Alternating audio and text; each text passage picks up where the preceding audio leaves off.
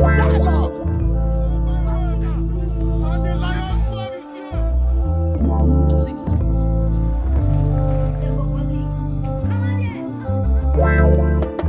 Igbo Area TV on the.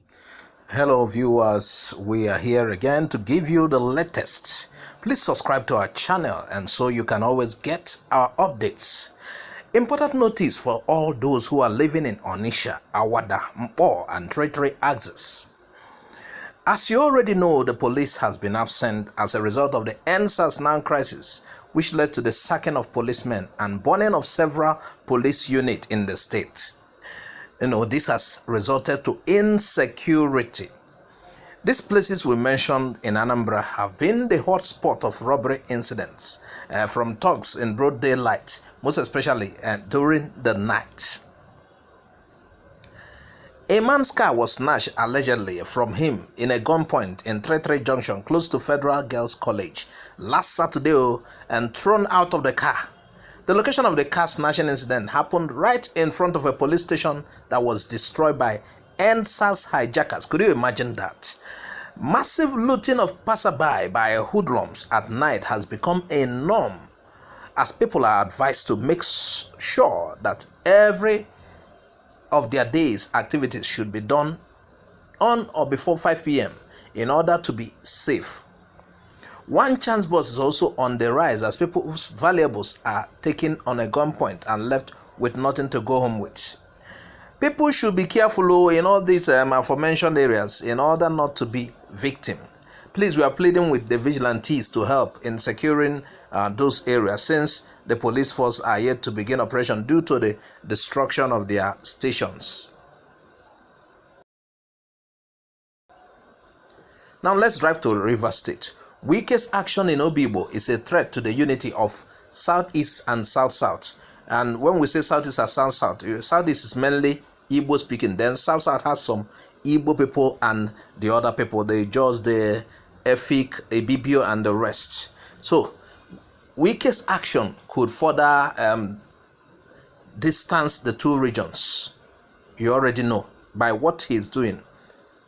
We had comments. Somebody said he is trying to change Oyigbo to Oyigbo, that they are calling it now. He's trying to maintain it, and he has to do some cleansing. And you could imagine the amount of life that is lost. Meanwhile, there are major reasons for that crisis, even though there are some other undertones to it.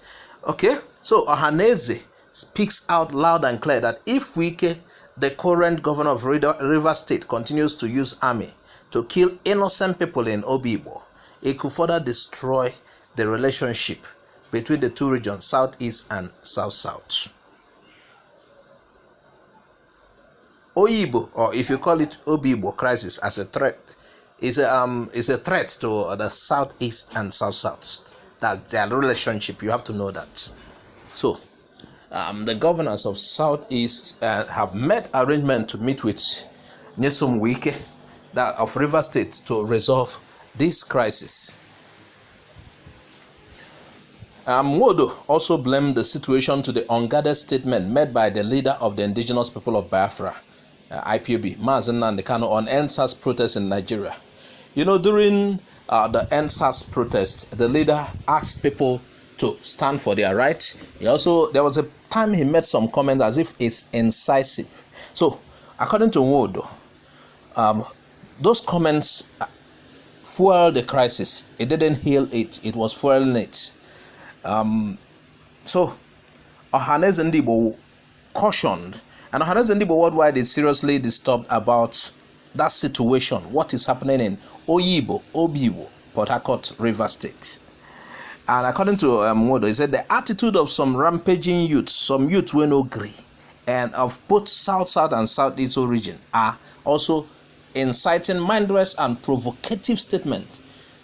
It's provoking that was made from abroad. After having made, according to him, after having made the comment, the leader of the indigenous people of Biafra, the youth started acting on it.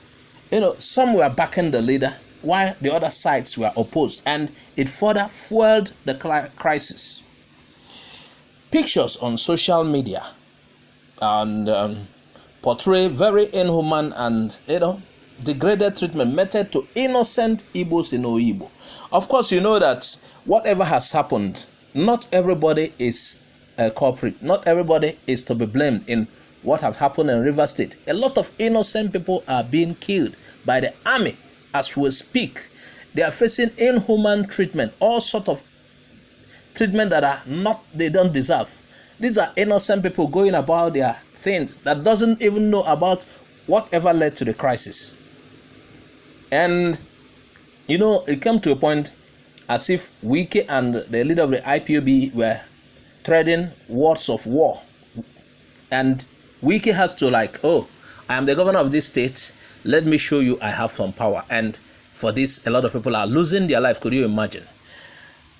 So the pictures on social media, it's not very good to. We would have shown some, but for the sake of the regulatory bodies, we refused to show. So Ohanaeze regret that friendly and cordial relationship which existed between Igbos and in River State, Igbos and non-Igbos. There are some Igbos speaking part of River State. He said it has threatened the relationship. The relationship has been threatened by the current event, what is happening currently.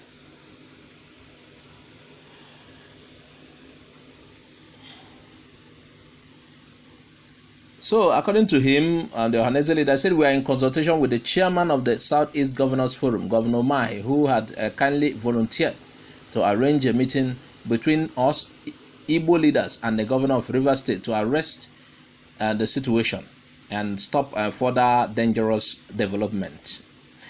Innocent Igbos in River State who were caught in between this sad development and whose lives and livelihood are threatened by it are assured of that help is on the way.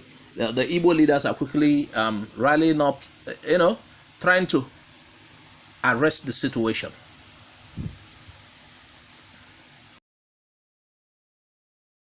Now our plane is flying to Oyigbo, where in particular US, the presidential election that everybody is awaiting the outcome is already taking place as we speak. So, but we want to talk about the prophecy of a popular Nigerian pastor, prophet, TB Joshua. He revealed that the United States of America will have a new president after presidential election on Tuesday. That is his own stand. If he says America will have a new president, that is to say the current president will not make it after the election. He will lose. Okay.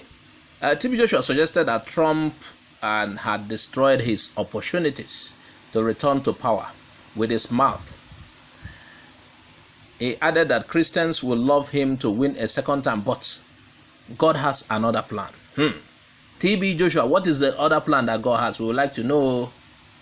So in a Facebook message that was on Tuesday, prior to the election, Prophet TB Joshua said, I will reserve what I am seeing until the new president is inaugurated. Well, you have to complete the prophecy, sir. You don't have to give it halfway. Okay, but we are waiting.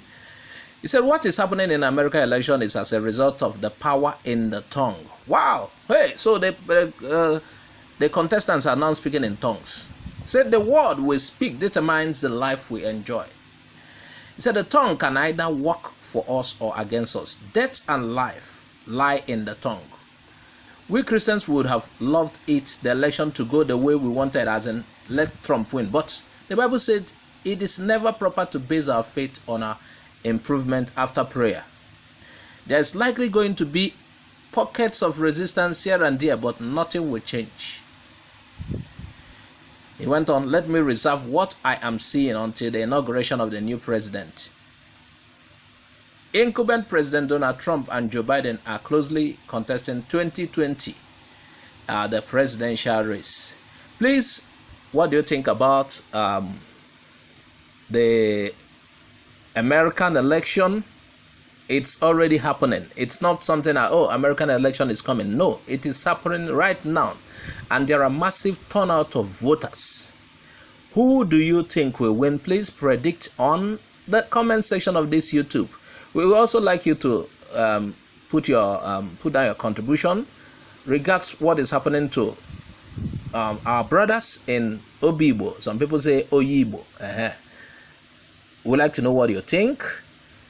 Please add your contributions. It is so important to us. A lot of people will learn something by, listening to your reading your comments. We would like to know what you think. So add your contributions. And again, on our